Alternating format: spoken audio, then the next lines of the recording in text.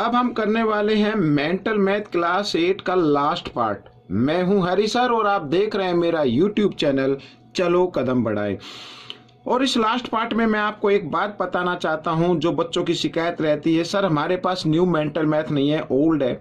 मैं उनको बताना चाहता हूं कि दोनों मेंटल मैथ सेम है, बस थोड़े से क्वेश्चन, 2-4 क्वेश्चन ही अलग हैं।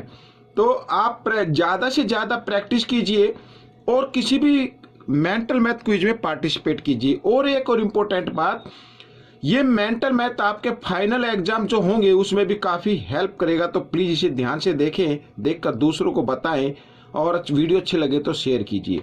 आइए करना शुरू करते हैं। तो यहाँ पर बच्चों मैंने पहले से लिख के रखे हुए हैं।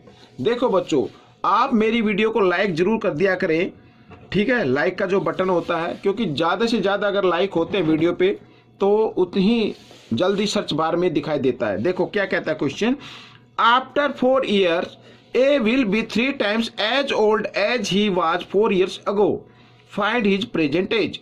प्रेजेंट एज फाइंड करनी है। साथ ही लिखा हुआ है कि ए की एज 4 years पहले जो एज थी, अब 4 years के बाद जो एज होगी वो 3 times हो जाएगी। किसकी? 4 years एगो वाली एज की, ठीक है। तो आइए करना शुरू करते हैं। तो यहां पर लेट द प्रेजेंट एज, देखिए मैं आपको एक्सप्लेन कर रहा हूं इसलिए थोड़ा सा टाइम ज़्यादा लगता है, लेकिन जब आप ज़्यादा से ज़्यादा प्रैक्टिस करेंगे तो आप इसको माइंड में भी कर सकते हैं और शॉर्ट तरीके से भी कर सकते हैं। ये हो गया। अब देखो आफ्टर 4 years, तो after 4 years his age,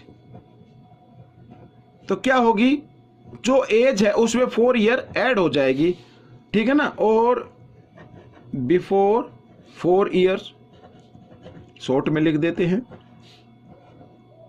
his age was, तो जो अब एज है, अब तो एक्स है ना, तो 4 year माइनस हो जाएगी। अकॉर्डिंग टू क्वेश्चन कर लेते हैं। एक तरफ तो लिख देता हूं 4 year के बाद की और एक तरफ लिख देते हैं 4 year पहले की। अब देखो क्या लिखा है कि 4 year के बाद जो एज है ना वो 3 times हो जाएगी, ये वाली 3 times हो जाएगी।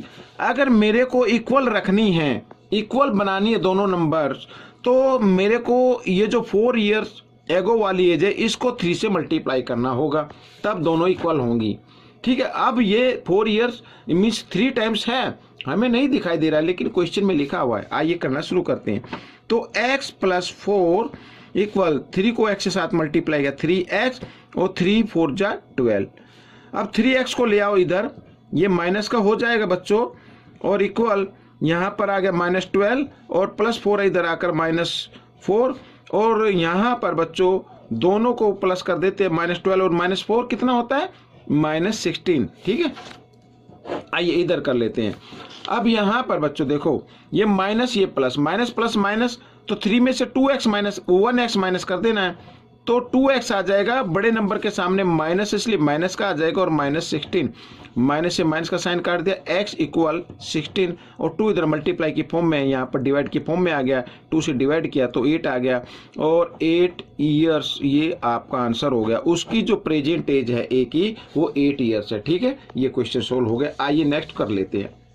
अब नेक्स्ट क्वेश्चन में देखो क्या कहता है question, in an examination a student score 4 marks for every correct answer and loses 1 marks for every wrong answer, ठीक है ना। If he attempts 75 question and scores 125 marks, then find the number of correct question he answered. इसमें कहा है कि एक student examination में जो क्वेश्चन वो करेक्ट करता है, ठीक है, उसके लिए उसको 4 marks दिए जाते हैं, और जो क्वेश्चन रॉन्ग होते हैं उसके लिए उसके 1 marks काट लिए जाते हैं। यदि उस स्टूडेंट ने 75 क्वेश्चन किए हों तो और उसके नंबर आए हो कितने, 125 marks, तो बताना है करेक्ट क्वेश्चन कितने हैं। यहां पर लेट कर लेते हैं बच्चों, लेट द करेक्ट क्वेश्चंस, ठीक है, x, ये तो हो गए करेक्ट क्वेश्चन। अच्छा, अब रॉन्ग रॉन्ग क्वेश्चन भी लिख लेते हैं। रॉन्ग क्वेश्चन कितने होंगे? रॉन्ग क्वेश्चन जो उसने किए 75 के ना, 75 में से करेक्ट क्वेश्चन जो है वो माइनस कर दो तो रॉन्ग आ जाते हैं। ठीक है, आइए अकॉर्डिंग टू क्वेश्चन कर लेते हैं। अब इसमें कहा है करेक्ट क्वेश्चन किए उसने x, और करेक्ट क्वेश्चन के लिए कितने मार्क्स दिए जाते हैं? 4, तो इसको 4 से मल्टीप्लाई कर दो। और रॉन्ग आंसर कितने किए हैं? ये लिखा हुआ नीचे 75 माइनस x, और इसके लिए कितने मार्क्स दिए जाते हैं बच्चों? 1 मार्क्स काट लिया जाता है। काट लिया जाता है, ये याद रखना, काट लिया जाता है, तो इसका मतलब इसमें से माइनस करना है आपको। ठीक है, और यहाँ पर टोटल स्कोर बन जाता है 125। ये आपकी इक्वेशन बन गई। आइए कर लेते हैं अब। तो 4 को x से साथ मल्टीप्लाई किया 4x, यहाँ पर बच्चों 1 से मल्टीप्लाई करेंगे तो सेम यही रहेगा। ठीक है ना, आइए ब्रैकेट खोल देते हैं, तो 75 और माइनस माइनस ये प्लस हो जाता है, यहाँ पर इक्वल 125, और 4x और 1x हो गई 5x इक्वल 125। 75 को लेके आते हैं इक्वल के साइन से, इधर प्लस का हो जाएगा, और प्लस किया तो हो गया बच्चों 200। तो x की वैल्यू निकाल लेते हैं, तो 200, 5 इधर मल्टीप्लाई में, इधर आकर ये डिवाइड की फॉर्म में आ गया। 5 × 5, 5 × 4 = 20, तो बच्चों ये आ गया 40। मीन्स उसने जो करेक्ट क्वेश्चन किए हैं वो 40 है। ये आपका आंसर आ गया। अगर ये पूछा जाता कि रॉन्ग आंसर के नंबर फाइंड आउट करो, तब आपको ये करेक्ट निकाल लिया, आप टोटल में से करेक्ट क्वेश्चन माइनस कर दो, तो यहाँ पर ये आ जाते रॉन्ग। रॉन्ग क्वेश्चन उसने किए 35। ठीक है बच्चों, ये क्वेश्चन आपका हो गया, आपका आंसर ये रहेगा। आइए क्वेश्चन नंबर 36 कर लेते हैं, उसको भी मैंने पहले से लिख के रखा हुआ है।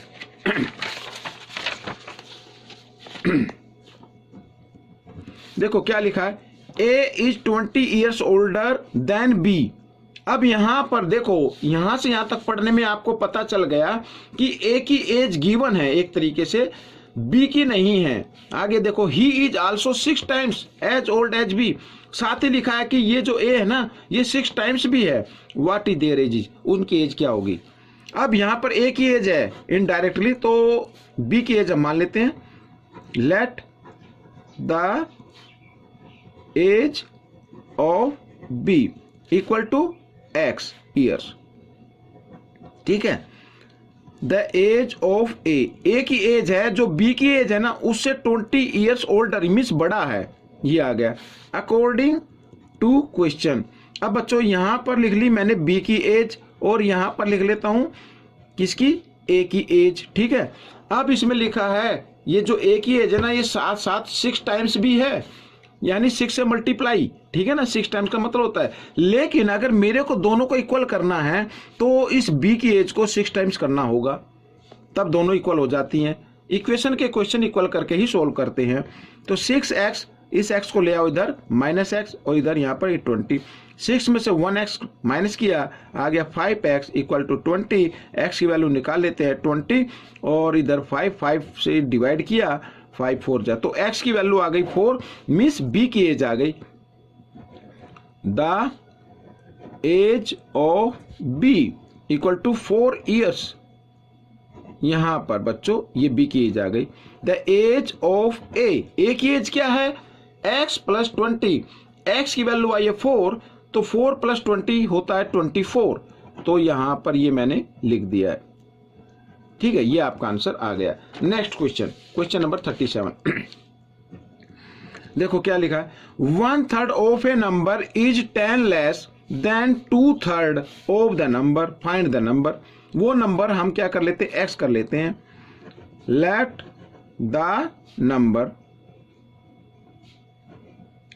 The number equal to x according to question. 1/3, इस नंबर का 1/3 क्या होगा? x/3 हो जाएगा। यानी कि अगर x इंटू 1/3 करे तो भी x/3 आएगा। ठीक है, इस तरीके से। Of a number is 10 less, ये 10 लेस है, याद रखना क्या है ये 10 लेस किससे है? 2/3 से, और 2/3 क्या होगा? 2x/3। इक्वल कर देता हूं, लेकिन इक्वल नहीं है, क्यों? क्योंकि 10 लेस है, दिया हुआ इसमें गिवन है, तो मैं इस नंबर को 10 लेस कर देता हूं। ठीक है, x/3 और 2x/3 को लेके आते इक्वल के साइन से इधर मीन्स लेफ्ट साइड में, तो हो जाएगा ये माइनस का और इक्वल -10। दोनों के डिनोमीटर इक्वल, इनमें से एक डिनोमीटर ले और न्यूमरेटर को साइन के अकॉर्डिंग लिख ले इस तरीके से, ठीक है। ये हो गया। अब बच्चों यहाँ पर देखो माइनस प्लस माइनस होते हैं, तो 2 में से 1x माइनस करना है, 1x बचेगा, लेकिन बड़े नंबर के सामने माइनस, इसलिए माइनस का x बचेगा और यहाँ पर -10, माइनस से माइनस का साइन कट गया, ठीक है बच्चों। 3 इधर डिवाइड में, इधर आकर ये मल्टीप्लाई में आ गया, तो 10 3 जा क्या होता है 30। तो बच्चों ये आपका आंसर आ गया, ठीक है ना। फाइंड द नंबर, नंबर क्या है 30 है। आइए क्वेश्चन नंबर 38 कर लेते हैं। ये भी मैंने पहले से लिख के रखा हुआ है, रीड कर लेते हैं। देखो क्या कहता है, one of the angle of a triangle is equal to the sum of other 2 angle, ठीक है ना। वन एंगल जो है वो कोई भी 2 है, देखो ये ट्रायंगल हो गया, अब इसमें ये एंगल मान लीजिए ये एंगल है, इन 2 एंगल के सम के इक्वल है, ये लिखा हुआ है अदर 2 एंगल के सम के इक्वल है ये वाला एंगल। देखो आगे क्या कहता है, if the ratio of the if the ratio of the other 2 angles is 2:3 find the angles of triangle. और अदर जो 2 एंगल हैं, जैसे ये दोनों हैं 2 और इसका क्या है 3, ठीक है ना। तो हम लेट कर लेते हैं, let the angles of triangles, ठीक है ना। तो 2 है तो इसको 2x मान लीजिए, 3 है तो 3x मान लीजिए, और साथ ही कहा one of the angle of a triangle is equal the sum of other 2 angle. Sum कर लो, 3 और 2 कितना होता है 5, तो 5x इक्वल है, ठीक है। अब हम सभी जानते हैं, we know that the sum of 3 angles of triangle is equal to 180 degree, ठीक है। 5 3 8 और 2 10, 10x equal to 180 degree. x की वैल्यू निकाल लेते हैं, 180/10, ठीक है। तो आ गया बच्चों 80, x की वैल्यू क्या आ गई 18 आ गई। अब यहां पर एंगल फाइंड आउट कर लो, तो फर्स्ट एंगल क्या है बच्चों 2x का है, मीन्स 2 इंटू 18, ये मीन्स 36 डिग्री, 18 2 36 होता है। सेकंड एंगल है बच्चों 3x, means 3 into 18, 18 3 54 degree. Third angle है बच्चों 5x, यानी 5 इंटू 18, 18 5 90। तो बच्चों ये आपके आंसर आ गए, ठीक है। आइए नेक्स्ट क्वेश्चन कर लेते हैं। अब नेक्स्ट क्वेश्चन में देखो क्या लिखा है, find 3 consecutive even natural number whose sum is 216। Even natural number है बच्चों, मान लीजिए let the first number x, second क्या होगा इवन है ना, तो x + 2 और थर्ड हो जाएगा x + 4। तो इवन नंबर लेना हमें, ठीक है। और इन दोनों यानी जो भी नंबर है इनका सम गिवन है 216, 1 2 3, 3x और इक्वल 216 और 4 + 2 6 हो गया, 6 को लेके आओ इधर माइनस में, तो हो गया बच्चों 210। x की वैल्यू निकाल लो 210, 3 इधर मल्टीप्लाई में, इधर आकर डिवाइड में, 3 7 21, 0 यूं की यूं। तो बच्चों फर्स्ट नंबर आ गया आपका, यहाँ पर लिख देता हूँ फर्स्ट नंबर आ गया 70। सेकंड नंबर क्या होगा x + 2 मीन्स 70 + 2 72, और थर्ड नंबर होगा आपका बच्चों x + 4 यानी 70 + 4 74। ये बच्चों आपके आंसर आ गए, ठीक है। आइए नेक्स्ट कर लेते हैं और last question, find a number whose double is 45 greater than its half,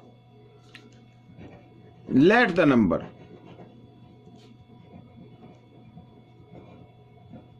equal to x। अब देखो क्वेश्चन क्या कहता है, फाइंड ए नंबर हमने फाइंड कर लिया, x है वो, whose double is 45 greater, double कितना होगा डबल लिख लेते हैं, डबल होगा 2x, इज ग्रेटर, ये ग्रेटर है बच्चों 45 याद रखना, देन इट्स हाफ क्या होगा वो भी लिख लेते हैं। किसी का हाफ करना हो तो 2 से डिवाइड कर दो अकॉर्डिंग टू क्वेश्चन। ये देखो ये मैंने लिख दिया डबल और इक्वल बना दिया, और ये लिख दिया मैंने हाफ। इक्वल तो नहीं है, मैंने बना दिया। इक्वल कब होगा, देखो इसमें लिखा है ये 45 ग्रेटर है, अगर मैं इस नंबर को 45 ग्रेटर कर देता हूं तब दोनों क्या हो जाते हैं, इक्वल हो जाते हैं। ठीक है, आइए 2x, इस x वाले पद को ले आते हैं इधर, तो माइनस का हो जाता है और इक्वल 40। यहाँ पर बच्चों 2 और 1 का एलसीएम लेना है बच्चों, आ गया 2 और साथ ही क्रॉस मल्टीप्लाई कर दिए, 2 2 जा 4x और माइनस 1x इक्वल टू 40। ठीक है, इस तरीके से माइनस प्लस माइनस होते हैं बच्चों। 4 में से 4x में से 1x माइनस कर दिया, 3x आ गया बच्चों यहाँ पर, और 2 इधर डिवाइड में, इधर आकर मल्टीप्लाई में हो जाएगा। ये मैं, और यहाँ पर ये गलती हो गई। ठीक है, क्या हो गया, गलत हो गया। देखो 45 है बच्चों, और ये 45 लिखना है यहाँ पर, तो 45 मैं कर देता हूँ। ठीक है ना, यहाँ पर ये 45, 2 इधर डिवाइड में, इधर आकर मल्टीप्लाई में हो गया, 3 इधर मल्टीप्लाई की फॉर्म में, यहाँ पर आकर ये डिवाइड की फॉर्म में आ जाएगा इस तरीके से। 3 से डिवाइड किया, 3 1 जा 3, 3 1 जा 3, 3 5 जा 15, 15 इंटू 2 30, तो 30 डिग्री बच्चों ये आपका आंसर आ गया। ठीक है बच्चों, तो ये जो मिस हुआ था इसके लिए मैं सॉरी बोलता हूँ बच्चों। यहाँ पे 45 था, कई बार जल्दबाजी में होता है, बच्चे इधर उधर शोर करते रहते हैं, उसमें हो जाता है। तो 45 है ये बच्चों, यहाँ पर जो मैंने गलती से 40 ले लिया था उसके लिए सॉरी बोलता हूँ। ठीक है, तो बच्चों ये आपका आंसर हो गया है। आपको ये क्वेश्चन कैसा लगा मुझे जरूर बताएं। मेरा व्हाट्सअप नंबर मेरे डिस्क्रिप्शन बॉक्स में है, कोई भी एडवाइस लेनी हो या देनी हो आप मुझे व्हाट्सअप कर सकते हैं। साथ ही बच्चों मेरी वीडियो पसंद आए तो उसको शेयर और लाइक जरूर करना ना भूले। Till then keep practicing, thanks for watching this video.